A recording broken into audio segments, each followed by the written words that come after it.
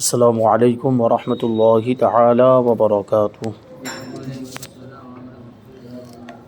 نحمده ونصلی ونسلم علی رسولہ الکریم، اما بعد فاعوذ باللہ من الشیطان الرجیم، بسم اللہ الرحمن الرحیم۔ ان اللہ وملائکتہ یصلون علی النبی یا ایہا الذین آمنوا صلوا علیہ وسلموا تسلیما۔ اللہم صلی علی سیدنا و مولانا محمد معدن الجود والکرم وآلہ الکرام وابنہ الکریم وبارک وسلم صلاۃ و سلاما علیک یا رسول اللہ صلی اللہ تعالی علیہ وسلم۔ اس سے پہلے والے درس میں زہار کا بیان ہوا، یہاں لعان کا بیان آج شروع ہو رہا ہے۔ لعان کا مطلب ہوتا ہے آپس میں ایک دوسرے پر لعنت کرنا۔ یہاں میاں بیوی کی بات ہے کہ میاں بیوی آپس میں ایک دوسرے پر کب لعنت کریں گے اور اس کا طریقہ کیا ہے، اس کے بارے میں قرآن پاک میں کیا ارشاد فرمایا۔ کہتے ہیں اللہ تبارک و تعالیٰ نے لعان کا حکم قرآن مجید میں ان الفاظ میں بیان فرمایا: والذین یرمون ازواجہم ولم یکن لہم شہداء الا انفسہم فشہادۃ احدہم اربع شہادات باللہ انہ لمن الصادقین والخامسۃ ان لعنۃ اللہ علیہ ان کان من الکاذبین ویدرأ عنہ العذاب ان تشہد اربع شہادات باللہ انہ لمن الکاذبین والخامسۃ ان غضب اللہ علیہ ان کان من الصادقین۔ اور وہ جو اپنی عورتوں کو عیب لگائیں، یعنی تہمت لگائیں، کس چیز کی؟ زنا کی تہمت لگائیں، اور ان کے پاس اپنے بیان کے سوا کوئی گواہ نہ ہو۔ عورت پر، بیوی پر زنا کی تہمت لگا دی اور اس کو ثابت کرنے کے لیے اب اس کے پاس گواہ نہیں ہے، تو ایسے کسی کی گواہی یہ ہے کہ 4 بار گواہی دے اللہ کے نام سے کہ وہ سچا ہے، اور 5ویں یہ یعنی 5ویں مرتبہ میں یہ کہے کہ اللہ کی لعنت ہو اس پر اگر وہ جھوٹا ہو، اور عورت سے یوں سزا ٹل جائے گی کہ وہ اللہ کا نام لے کر 4 بار گواہی دے کہ مرد جھوٹا ہے، اور 5ویں مرتبہ یوں کہے کہ عورت پر غضب اللہ کا اگر مرد سچا ہو۔ تو یہ لعان کا طریقہ اس آیت کریمہ کے اندر بیان کیا گیا، اور یہ اس کی جو شروعات ہوتی ہے وہ یہاں سے ہوتی ہے کہ شوہر بیوی پر زنا کی تہمت لگاتا ہے، تو صرف بیوی پر ہی نہیں، اگر کسی اور پر بھی زنا کی تہمت لگائے تو اس کو ثابت کرنا پڑے گا گواہوں کے ذریعے۔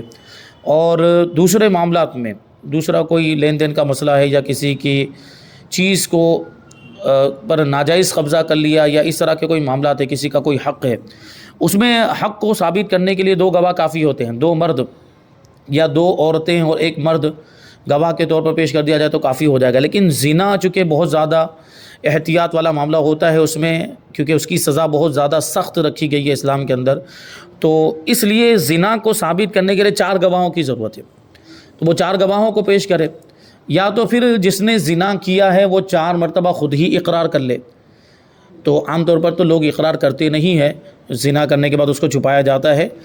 تو اس طریقے سے اگر شوہر نے بیوی پر زنا کی تہمت لگائی تو ظاہر سی بات ہے اس سے گواہ مانگے جائیں گے کہ تم 4 گواہ پیش کرو، تو گواہ نہیں پیش کر سکتا اگر اس کے پاس گواہ نہیں ہو۔ ظاہر سی بات ہے کہ یہ جو معاملہ ہوتا ہے اس میں گواہ کو ڈھونڈنا یا گواہ کا ہونا بڑا مشکل ہے، کیونکہ عام طور پر زنا کا معاملہ تنہائی میں ہوتا ہے، تو وہاں پر گواہ کہاں سے لائیں گے؟ جنہوں نے یہ زنا ہوتے ہوئے دیکھا ہو تو وہ گواہ نہیں پیش کر سکتا۔ عام طور پر یہ ہو سکتا ہے، تو اس نے زنا کی تہمت تو لگا دی، یعنی ہو سکتا ہے شوہر نے یہ عمل دیکھ لیا ہو، یعنی شوہر نے بیوی کو زنا کرتے ہوئے دیکھ لیا۔ اب جب یہ بعد میں دعویٰ کرے گا تو اس کے پاس سے گواہ مانگے جائیں گے، اور اس کے پاس اگر گواہ نہیں تو پھر یہ کیا کرے گا؟ کیونکہ عام طور پر بیوی تو انکار ہی کرے گی کہ میں نے زنا نہیں کیا ہے، تو پھر اس کے لیے حکم یہ ہوگا کہ وہ 4 مرتبہ یہ کلمات کہے کہ میں اللہ کا نام لے کر گواہی دیتا ہوں کہ میں جو کہہ رہا ہوں میں اس میں سچا ہوں، یعنی جو زنا کی تہمت میں نے اپنی بیوی پر لگائی میں اس میں سچا ہوں، اور 5ویں مرتبہ میں یہ کہے کہ اگر میں جھوٹا ہوں تو مجھ پر اللہ کی لعنت۔ اب بیوی اس کے جواب میں کیا کہے گی؟ بیوی اس کے جواب میں وہ بھی 4 مرتبہ یہ کہے گی کہ میں اللہ کا نام لے کر گواہی دیتی ہوں کہ شوہر جھوٹا ہے، اور اگر وہ اپنے دعوے میں سچا ہو، اس زنا کی تہمت میں سچا ہو جو اس نے مجھ پر لگائی ہے، تو مجھ پر اللہ کا غضب ہو۔ یہ دونوں جو ہے ایک دوسرے پر اس طرح لعنت بھیجیں گے۔ حضرت عبداللہ ابن عباس رضی اللہ تعالی عنہما بیان کرتے ہیں کہ حضرت ہلال ابن امیہ رضی اللہ تعالی عنہ نے اپنی بیوی پر تہمت لگائی، یعنی زنا کی تہمت لگائی۔ یہ اس آیت کریمہ کا شان نزول بیان کر رہے ہیں۔ اس آیت کریمہ کا بیک گراؤنڈ کہ یہ آیت کریمہ کب نازل ہوئی، اس کے نازل ہونے کا مقصد کیا تھا، یہ لعان کا حکم کیوں آیا اور لعان میں کیا حکمت ہے۔ تو حضرت ہلال ابن امیہ نے اپنی بیوی پر تہمت لگائی، تو حضور صلی اللہ علیہ وسلم نے ارشاد فرمایا کہ گواہ لاؤ، کیونکہ عام طور پر سارے معاملات میں یہ ہوتا ہے کہ آدمی جب کسی چیز کا دعویٰ کرتا ہے تو اس کو ثابت کرنے کے لیے گواہ پیش کرنا اس پر لازم اور ضروری ہے۔ تو حضور نے حضرت ہلال ابن امیہ سے بھی گواہ مانگے کہ گواہ لے کر آؤ، ورنہ تمہاری پیٹھ پر حد لگائی جائے گی۔ حد مطلب جو شرعی سزا جو مقرر کی گئی ہے، اس کا مطلب یہ ہوتا ہے کہ اگر کوئی کسی بھی پاک دامن عورت پر زنا کی تہمت لگائے اور اس تہمت میں وہ جھوٹا ثابت ہو جائے، مطلب یہ کہ گواہ پیش نہ کر سکے یا وہ خود ہی اپنے آپ کو جھٹلا دے کہ میں نے جھوٹ کہا تھا، میں نے جھوٹی تہمت لگائی تھی، تو اس پر جھوٹی تہمت لگانے کی حد جاری کی جاتی ہے۔ وہ 80 کوڑے شریعت کے اندر مقرر کیے گئے، 80 جلدہ کا لفظ آیا ہے قرآن پاک کے اندر، یعنی اس کو 80 کوڑے لگائے جائیں گے۔ تو یہاں پر شوہر نے، حضرت ہلال ابن امیہ نے اپنی بیوی پر زنا کی تہمت لگائی، تو اللہ کے رسول صلی اللہ علیہ وسلم نے ان سے گواہ مانگے اور کہا کہ اگر گواہ نہیں پیش کر سکتے تو پھر تمہاری پیٹھ پر حد جاری کی جائے گی، یعنی جھوٹی تہمت لگانے کی تم کو سزا دی جائے گی، 80 کوڑے لگائے جائیں گے۔ عرض کی یا رسول اللہ، کوئی شخص اپنی عورت پر کسی مرد کو دیکھے تو گواہ ڈھونڈنے جائے؟ یعنی انہوں نے یہ عذر پیش کیا کہ کوئی شخص اپنی بیوی پر کسی دوسرے مرد کو دیکھے، یعنی زنا کرتے ہوئے دیکھے، اس کو زنا میں مبتلا دیکھے، تو کیا ایسی صورت میں وہ گواہ ڈھونڈنے جائے گا کہ آؤ دیکھو کہ میری بیوی زنا کر رہی ہے، تم گواہ بن جاؤ؟ اس وقت وہ کہاں گواہ ڈھونڈے گا، اور گواہ ڈھونڈنے جائے گا لے کر آئے گا؟ تو ضروری تھوڑی کہ وہ ابھی تک اس فعل خبیث کے اندر مبتلا ہوں گے، ایسا کوئی ضروری تو نہیں ہے، وہ تو مرد بھاگ بھی گیا ہوگا یا کچھ معاملات، تو وہاں پر گواہ کا ہونا بڑا مشکل ہے۔ یہ حضرت ہلال ابن امیہ نے اللہ کے رسول صلی اللہ علیہ وسلم کی بارگاہ میں عرض کیا، تو حضور صلی اللہ علیہ وسلم نے وہی جواب دیا، کیونکہ ابھی تک تو یہی حکم تھا، ابھی تک یہی حکم تھا کہ زنا کو ثابت کرنے کے لیے گواہ پیش کرنا ضروری ہے، وہ بھی 4 گواہ پیش کرنا ضروری ہے۔ تو حضور پاک صلی اللہ علیہ وسلم نے پھر ان سے کہا کہ گواہ پیش کرو ورنہ تم پر حد جاری کی جائے گی جھوٹی تہمت لگانے کی وجہ سے۔ تو پھر حضرت ہلال نے کہا کہ قسم ہے اس کی جس نے حضور صلی اللہ علیہ وسلم کو حق کے ساتھ بھیجا ہے، بے شک میں سچا ہوں، اور خدا کوئی ایسا حکم نازل فرمائے گا جو میری پیٹھ کو حد سے بچا لے گا۔ یعنی اللہ تبارک و تعالیٰ کوئی آیت کریمہ نازل فرمائے گا، قرآن پاک کے اندر وحی نازل فرمائے گا اور ایسا حکم نازل فرمائے گا جس سے میں جھوٹی تہمت لگانے کی جو سزا ہوتی ہے اس سے میں بچ جاؤں گا، کیونکہ میں جھوٹی تہمت نہیں لگا رہا ہوں، میں جو کہہ رہا ہوں میں اس میں سچا ہوں۔ یہ حضرت ہلال ابن امیہ نے کہا۔ اس وقت حضرت جبریل امین علیہ السلام اترے اور والذین یرمون ازواجہم والی آیت کریمہ نازل ہوئی جو اوپر ابھی آپ نے سماعت کی۔ ہلال رضی اللہ تعالیٰ عنہ نے حاضر ہو کر لعان کا مضمون ادا کیا، یعنی جو لعان کا طریقہ اس آیت کریمہ کے اندر بیان کیا گیا وہ مضمون انہوں نے ادا کیا، یعنی اس طریقے سے انہوں نے لعان کیا۔ 4 مرتبہ اللہ کا نام لے کر انہوں نے گواہی دی کہ میں اللہ کا نام لے کر گواہی دیتا ہوں کہ میں جو کہہ رہا ہوں، جو میں نے زنا کی تہمت اپنی بیوی پر لگائی، میں اس میں سچا ہوں۔ اور 5ویں مرتبہ انہوں نے یہ کہا کہ اگر میں جھوٹا ہوں تو مجھ پر اللہ کی لعنت۔ یہ حضرت ہلال نے مضمون کو ادا کیا۔ حضور صلی اللہ علیہ وسلم نے ارشاد فرمایا کہ بے شک اللہ پاک جانتا ہے کہ تم میں ایک جھوٹا ہے، یعنی تم دونوں میں سے کوئی ایک تو جھوٹا ہے، یا تو شوہر جھوٹا ہوگا یا بیوی جھوٹی ہوگی۔ کیا تم دونوں میں کوئی توبہ کرتا ہے، یعنی تم میں سے کوئی توبہ کرتا ہے، جو واقعی مجرم ہو وہ اپنے گناہ سے توبہ کرے۔ پھر عورت کھڑی ہوئی، یعنی ان کی بیوی کھڑی ہوئی، اس نے بھی لعان کیا، یعنی اس نے بھی 4 مرتبہ یہ الفاظ کہے، اور 5ویں بار کی جب نوبت آئی تو لوگوں نے اسے روک کر کہا کہ اب کہے گی تو ضرور غضب کی مستحق ہو جائے گی۔ یعنی 5ویں مرتبہ اگر اس نے یہ کہہ دیا کہ اگر میرا شوہر جو زنا کی تہمت اس نے مجھ پر لگائی ہے اس میں وہ سچا ہے تو مجھ پر اللہ کا غضب ہو، تو لوگوں نے اسے روک کر کہا کہ اب اگر 5ویں مرتبہ تو نے یہ کہا تو تو ضرور اللہ کے غضب کی مستحق ہو جائے گی، حقدار ہو جائے گی۔ اللہ کا غضب مطلب اللہ کی ناراضگی۔ اس پر وہ کچھ رکی اور جھجکی، جس سے ہم کو خیال ہوا کہ اب رجوع کرے گی، یعنی وہ قبول کر لے گی کہ میں نے زنا کیا ہے، مگر پھر کھڑی ہو کر کہنے لگی کہ میں تو اپنی قوم کو ہمیشہ کے لیے رسوا نہ کروں گی۔ پھر وہ 5واں کلمہ بھی اس نے ادا کر دیا، یعنی اس کو اپنی قوم کا خیال آیا، اپنے خاندان اپنے قبیلے کے لوگوں کا خیال آیا کہ اس کی وجہ سے وہ بھی رسوا ہوں گے، وہ بھی ذلیل ہوں گے، ان کو بھی ذلت اور رسوائی کا سامنا کرنا پڑے گا، اس لیے اس نے وہ قسم کھا لی، اور وہ جو الفاظ تھے وہ الفاظ اس نے لعان کے ادا کر دیے۔ تو ایسی صورت میں کیا حکم ہوگا؟ اگر دونوں یہ الفاظ لعان کے ادا کر دیتے ہیں تو ایسی صورت میں کیا حکم ہوگا؟ کہتے ہیں لعان کی تعریف یہ ہے کہ مرد نے اپنی عورت یعنی بیوی کو زنا کی تہمت لگائی اس طرح پر کہ اگر اجنبیہ عورت کو لگاتا تو حد قذف یعنی تہمت زنا کی حد اس پر لگائی جاتی، یعنی کسی اجنبی عورت کو کوئی مرد زنا کی تہمت لگائے اور اس کو ثابت نہ کر پائے تو میں نے جو عرض کیا کہ اس پر زنا کی جھوٹی تہمت لگانے کی وجہ سے 100 کوڑے لگائے جائیں گے۔ اس کو حد کہا جاتا ہے، شرعی سزا ہے۔ یعنی عورت عاقلہ بالغہ حرہ، یعنی عقل بھی سلامت ہے، بالغہ بھی ہے، آزاد ہے، مسلمہ بھی ہے اور عفیفہ بھی ہے۔ عفیفہ کا مطلب کیا ہے؟ پاک دامن ہے۔ پاک دامن ہونے کا مطلب یہ ہے کہ اس سے پہلے اس نے کبھی زنا نہیں کیا ہے، نہ ہی اس پر اس سے پہلے کبھی زنا کی تہمت لگائی گئی ہے، وہ ایسی پاک دامن عورت ہے اور اس پر شوہر نے زنا کی تہمت لگائی ہے، تو اب لعان کیا جائے گا، اب دونوں کے درمیان لعان ہوگا۔ اب لعان کی چند شرطیں ہیں وہ بیان کرتے ہیں۔ پہلی شرط یہ ہے کہ مرد و عورت کے درمیان نکاح صحیح ہو، یعنی لعان ہونے کے لیے نکاح صحیح ہونا چاہیے۔ اگر نکاح صحیح نہیں ہے تو لعان نہیں ہو سکتا، کہ نکاح یا تو نکاح ہے ہی نہیں بالکل، وہ اجنبی عورت پر تہمت لگا رہا ہے تو یہ یہاں پر لعان کرنے کا کوئی مطلب نہیں۔ اجنبی عورت پر اگر تہمت لگا رہا ہے زنا کی تو یا تو گواہوں کے ذریعے اس کو ثابت کر دے، اور اگر ثابت نہیں کر پایا تو اس پر 80 کوڑے لگا دیے جائیں گے وہ جھوٹی تہمت لگانے کی وجہ سے۔ یہ میاں بیوی کے درمیان ہی ہو سکتا ہے جن کے درمیان نکاح صحیح ہوا ہو، یعنی نکاح فاسد بھی نہ ہوا ہو۔ نکاح فاسد کا مطلب کیا ہوا کہ کوئی شرط اس کی نہ پائی گئی ہو، ایسا نکاح کیا کہ کوئی شرط اس میں، جیسے گواہوں کے بغیر نکاح کر لیا۔ گواہوں کا نکاح کے اندر ہونا، نکاح کی محفل کے اندر جہاں ایجاب و قبول ہو رہا ہے وہاں پر گواہوں کا موجود ہونا یہ شرط ہے نکاح کے لیے۔ بغیر گواہوں کے اگر نکاح کریں گے تو نکاح فاسد ہو جائے گا۔ تو ایسا نکاح اگر ہوا ہو اور بعد میں وہ زنا کی تہمت لگاتا ہے تو لعان نہیں ہو سکتا۔ دوسرے نمبر پر ہے زوجیت قائم ہو، یعنی میاں بیوی کے درمیان میاں بیوی کا رشتہ باقی ہو، یعنی میاں بیوی کا رشتہ ختم نہ ہوا ہو۔ تیسرے نمبر پر ہے کہ دونوں آزاد عاقل بالغ مسلمان ہو، یعنی میاں بیوی دونوں، میاں بیوی وہ عورت بھی آزاد ہو، مرد بھی آزاد ہو، عاقل ہو، عقل سلامت ہو، مجنون اور پاگل نہ ہو، اور دونوں بالغ ہوں اور دونوں مسلمان بھی ہو۔ اور چوتھے نمبر پر ہے کہ ان میں سے کوئی گونگا نہ ہو، کیونکہ گونگا ہوگا تو بول کیسے پائے گا، اور وہ جو گواہی کے جو الفاظ ہیں جو ابھی بتائے گئے لعان کے جو الفاظ وہ کیسے ادا کر پائے گا۔ اور پانچویں نمبر پر ہے ان میں سے کسی پر حد قذف نہ لگائی گئی ہو، یعنی ان میں سے پہلے کسی پر حد قذف لگائی جا چکی ہے۔ حد قذف کا وہی مطلب کہ کسی پر وہ زنا کی جھوٹی تہمت لگا چکا تھا اور پھر اس کو ثابت نہیں کر پایا تو اس کو 80 کوڑے لگائے جا چکے ہیں، تو اب وہ لعان نہیں کر سکتا کیونکہ وہ پہلے ایک مرتبہ جھوٹا ثابت ہو چکا ہے۔ تو اب اس پر کیسے بھروسہ کیا جا سکتا ہے اور اس پر کیسے اعتماد کیا جا سکتا ہے کہ اس معاملے میں وہ سچا ہوگا؟ ہو سکتا ہے یہاں پر بھی جھوٹ بول رہا ہو۔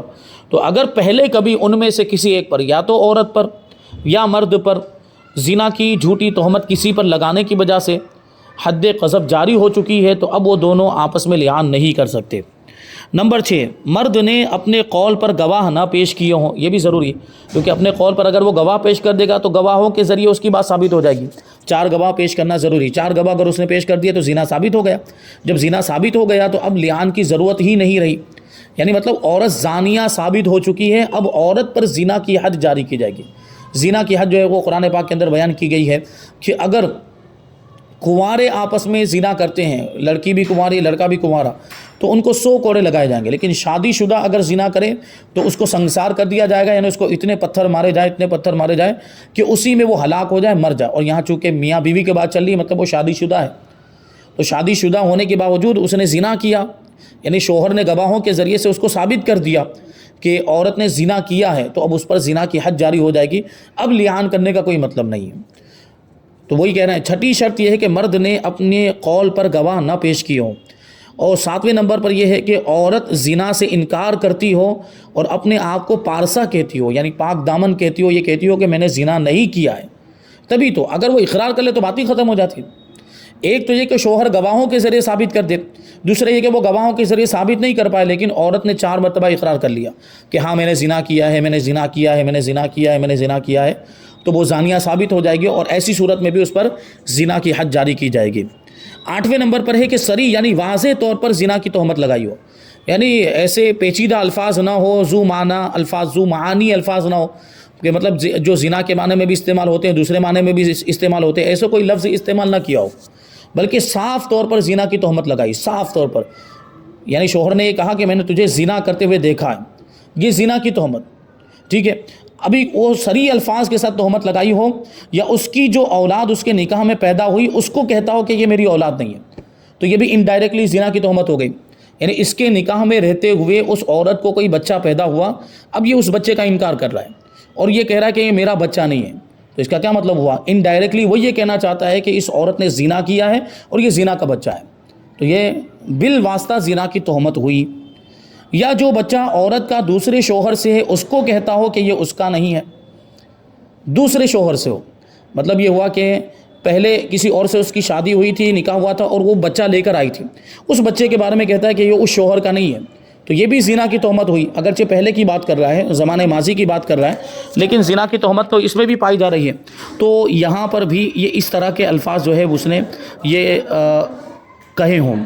اور 9ویں نمبر پر ہے کہ عورت قاضی کے پاس مطالبہ کرے. قاضی مطلب قاضی شرع، نکاح پڑھانے والا قاضی نہیں ہے. قاضی شرع مطلب جو شریعت کے فیصلے کرتا ہے، لوگ جس کے پاس مقدمات لے کر جاتے ہیں، اپنے معاملات کو لے کر جاتے ہیں اور پھر شریعت کی اصول اور قوانین کی روشنی میں وہ فیصلہ کرتا ہے یہ ہونا چاہیے یا یہ ہونا چاہیے ہے. تو قاضی شرع کے پاس عورت اپنا معاملہ لے کر جائے اور اس کے پاس اس نے اس کا مطالبہ بھی کیا ہو. مطلب کیا ہوا کہ شوہر نے زنا کی تہمت لگا دی، تو عورت جائے قاضی شرع کے پاس اور اس کو جا کر کہے کہ میرے شوہر نے مجھ پر زنا کی تہمت لگائی ہے، تو قاضی شرع اب اس کو بھی بلائے گا، شوہر کو بھی بلائے گا اور اس سے پوچھے گا کہ کیا تم نے اس پر زنا کی تہمت لگائی ہے، تو وہ کہے گا کہ ہاں. تو قاضی شرع اس کے پاس سے گواہ مانگے گا. اب وہ گواہ ہوں گے تو پیش کر دے گا، گواہ پیش کر دے گا تو زنا ثابت ہو جائے گا. اگر گواہ نہیں پیش کر سکتا ہے تو پھر یہ لعان والا معاملہ آئے گا، پھر لعان کریں گے دونوں. اور 10ویں نمبر پر 10ویں شرط یہ ہے کہ شوہر تہمت لگانے کا اقرار کرتا ہو یا 2 مرد گواہوں سے اس کا اقرار ثابت ہو. مطلب کیا ہوا کہ اس نے تہمت لگائی ہے، قاضی شرع کے پاس جانے کے بعد وہ اس کا اقرار کرے. وہاں جانے کے بعد اگر انکار کر دیتا ہے کہ میں نے تو ایسی کوئی تہمت لگائی نہیں ہے، تو پھر لعان کا کوئی مطلب نہیں رہ جائے گا. یا گواہوں کے ذریعے اس کا اقرار ثابت ہو جائے کہ ہاں اس نے اقرار کیا ہے کہ میں نے تہمت لگائی ہے، اس نے تہمت لگائی ہے، وہ 2 گواہوں کے ذریعے، 2 شرعی گواہوں کے ذریعے اس کا اقرار ثابت ہو جائے. اب لعان کا طریقہ بیان کرتے ہیں کہ لعان کا طریقہ یہ ہے کہ قاضی کے سامنے پہلے شوہر قسم کے ساتھ 4 مرتبہ شہادت دے، یعنی گواہی دے. یعنی یہ کہے کہ میں شہادت دیتا ہوں، میں گواہی دیتا ہوں کہ میں نے جو اس عورت کو زنا کی تہمت لگائی ہے اس میں خدا کی قسم میں سچا ہوں. پھر 5ویں مرتبہ یہ کہے کہ اس پر خدا کی لعنت اگر اس امر میں کہ اس کو زنا کی تہمت لگائی جھوٹ بولنے والوں میں سے ہوں. یعنی کیا مطلب ہوا کہ اگر میں اس زنا کی تہمت میں جھوٹا ہوں، جو تہمت میں نے اپنی بیوی پر لگائی، تو مجھ پر اللہ کی لعنت ہو. اور ہر بار لفظ اس سے عورت کی طرف اشارہ کرے. یعنی عورت بھی ظاہر سی بات ہے مجلس قضا میں موجود ہوگی، قاضی کے پاس عورت کا بھی حاضر ہونا ضروری ہے. عورت مطالبہ کرے گی تبھی تو لعان ہو پائے گا، اور شوہر بھی وہاں پر حاضر. تو عورت وہاں بیٹھی ہوئی ہے، اس کی طرف اشارہ کر کے بولنا ضروری کہ اس پر میں نے جو زنا کی تہمت لگائی ہے اس میں سچا ہوں. اس کی طرف ہر مرتبہ اشارہ کرتے ہوئے وہ بولے گا اس بات. اچھا اب یہاں پر ہو گیا اشارہ کر کے بولے. پھر عورت 4 مرتبہ یہ کہے کہ میں شہادت دیتی ہوں، میں گواہی دیتی ہوں خدا کی قسم اس نے جو مجھے زنا کی تہمت لگائی ہے اس بات میں یہ جھوٹا ہے.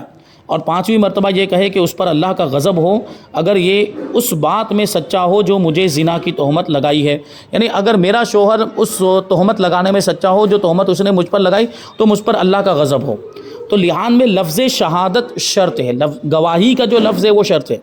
یعنی وہ یا تو عربی میں بولے یا پھر جو ہے اردو میں اس کے مقابلے میں جو آتا ہے وہ شہادت کا لفظ آتا ہے. شہادت کا ترجمہ اگر کریں تو اس کا معنی ہوتا ہے گواہی. یعنی میں گواہی دیتا ہوں یا میں گواہی دیتا ہوں، یہ الفاظ بولنا لعان میں ان کے لیے ضروری ہے. اگر یہ کہا کہ میں خدا کی قسم کھاتا ہوں کہ سچا ہوں، تو پھر یہ لعان نہیں ہوگا، کیونکہ اس میں گواہی کے الفاظ نہیں آئے، اس میں شہادت کے الفاظ نہیں آئے.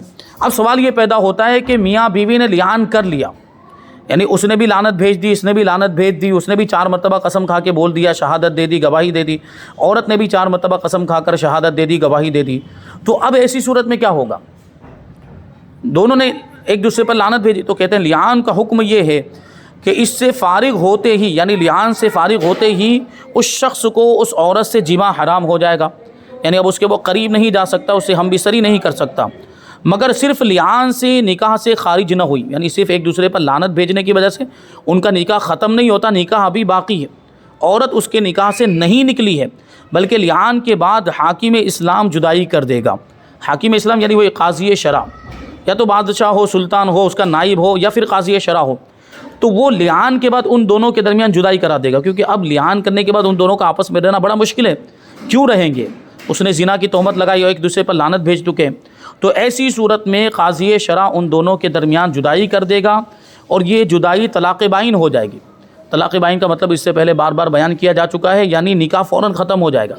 جیسے ہی قاضی شرع ان دونوں کے درمیان جدائی کرے گا کہ آج سے تم دونوں میاں بیوی نہیں ہو، تو یہ طلاق بائن پڑ جائے گی، یعنی ان کا نکاح ختم ہو جائے گا۔ اب وہ عدت تو گزارے گی، لیکن عدت میں اب رجوع نہیں ہو سکتا، طلاق بائن میں رجعت نہیں ہو سکتی ہے، یہ نکاح ختم ہو چکا ہے۔ اور لعان کے بعد اگر یہ دونوں علیحدہ ہونا نہ بھی چاہیں، جب بھی تفریق کر دی جائے گی، یعنی ایک دوسرے پر لعنت بھیجنے کے بعد اب یہ سوچیں کہ ہم لوگ ساتھ میں رہیں، تب بھی ان کو ساتھ میں رہنے کا موقع نہیں دیا جائے گا، ان کا ساتھ میں رہنا جائز نہیں، بلکہ جدائی کر دی جائے گی، اور جدائی وہ طلاق بائن ہی کے حکم میں ہوگی۔ ہاں اس کے بعد نیا نکاح کرنے کے ذریعے وہ پھر سے میاں بیوی بن سکتے ہیں، لیکن یہاں لعان ہو گیا، اس کے بعد ایک ساتھ میں نہیں رہ سکتے ہیں۔ قاضی شرع ان دونوں کے درمیان جدائی کر دے گا، وہ ایک طلاق بائن کے حکم میں ہوگا۔ پھر وہ اگر میاں بیوی کی طرح پھر سے رہنا چاہتے ہیں تو پھر ان کو نیا نکاح کرنا پڑے گا، کیونکہ لعان کے بعد جو جدائی جو تفریق ہوئی ہے وہ ایک طلاق بائن کے حکم میں ہے، اور طلاق بائن کا حکم اس سے پہلے بیان کیا جا چکا ہے کہ اس میں رجعت نہیں ہو سکتی ہے، اس میں نیا نکاح ہی کرنا پڑتا ہے۔ تو یہ یہاں پر لعان کا بیان مکمل ہو گیا۔ اب چونکہ طلاق کے اندر بھی عدت کے معاملات ہوتے ہیں، اور وفات میں بھی عدت کے معاملات ہوتے ہیں کہ شوہر کا اگر انتقال ہو جائے تو عورت کو عدت میں بیٹھنا پڑتا ہے، عدت گزارنی پڑتی ہے۔ اس لیے عدت کے کچھ ضروری مسائل، عدت کا مطلب کیا ہوتا ہے، اور طلاق کی عدت کیا ہے، وفات کی عدت کیا ہے، اور بیوی اگر حاملہ ہو تو اس کی عدت کیا ہوگی، یعنی جس وقت شوہر نے اس کو طلاق دی اس وقت وہ حاملہ تھی، پریگننٹ تھی، تو پھر اس کی عدت کیا ہوگی، کتنے دن تک اس کو بیٹھنا پڑے گا۔ اور اگر شوہر کا انتقال ہو گیا اور اس وقت وہ حاملہ تھی تو ایسی صورت میں اس کی عدت کیا ہوگی، اور طلاق اور وفات کی عدت میں کیا فرق ہے، انشاءاللہ تبارک و تعالیٰ یہ ساری چیزیں آئندہ درس میں شامل کی جائیں گی۔ اللہ تبارک و تعالیٰ کی بارگاہ میں دعا ہے کہ جو کچھ بھی بیان ہوا اس پر ہم سب کو عمل کرنے کی توفیق عطا فرمائے۔ وما علینا الا البلاغ۔ السلام علیکم۔